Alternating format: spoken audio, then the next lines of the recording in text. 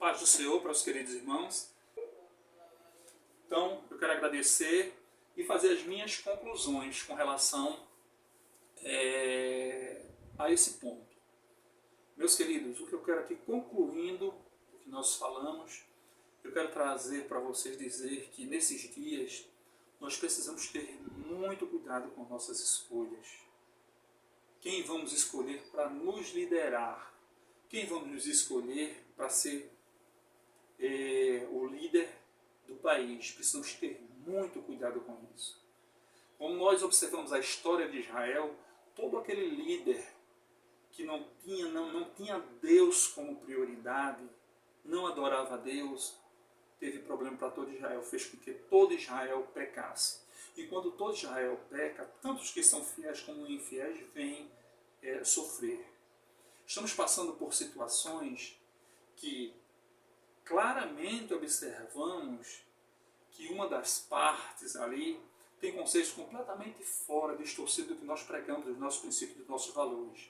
Não precisa você ser um especialista, pesquisador, um detective, para perceber a sua religião, o seu comportamento, o seu padrão moral, a forma de falar, prioriza a mentira. Então precisamos ter muito cuidado, porque, irmãos, as decisões erradas trazem consequências para as nossas vidas. Nós observamos que Sansão tomou decisões erradas na sua vida. Deus precisou dar uma estigada, uma movimentada, para que ele viesse a cumprir primeiro o que Deus tinha para ele, que era julgar Israel, libertar Israel dos filisteus. Mas ele estava um pouco parado. Deus casou com uma mulher que disse assim, mas ele não sabia que aquele casamento, aquilo ali vinha de Deus, os seus pais. Por quê? Porque ele precisava. Observe que ele lá na frente tomou decisões e saiu se afastando do caminho de Deus.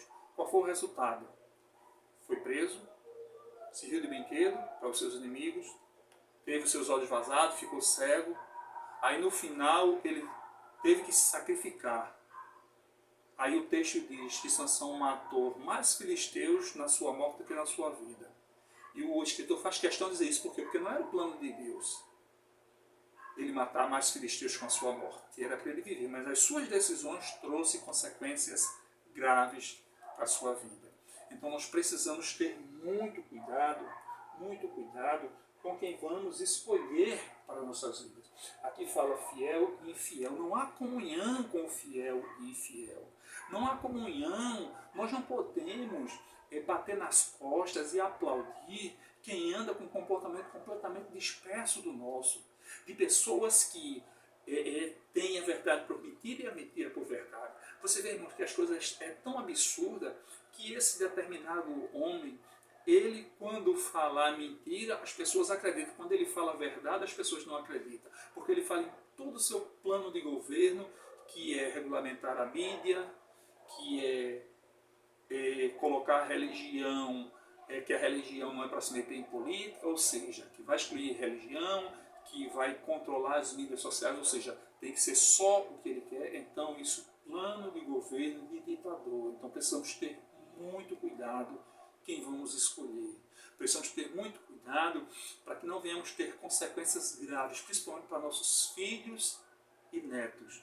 Então, deixamos essa reflexão, porque, irmãos, graças a Deus, as mãos do Senhor estão sobre a nação do Brasil, está sobre o Brasil. Porque Deus, ele disse lá a Abraão que aqueles que abençoarem Israel, Deus iria abençoar. Os que amaldiçoarem, Deus iria amaldiçoar.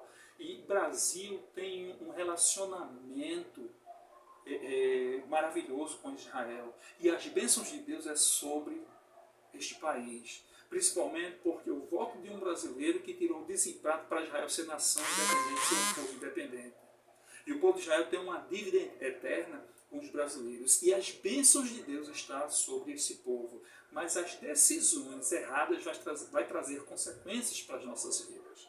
As decisões cíveis, políticas, que foi incorreta, vai trazer consequências graves para a nossa vida. E nós precisamos, irmãos, tomar a decisão correta, analisar. A Bíblia diz assim, o ímpio não investiga.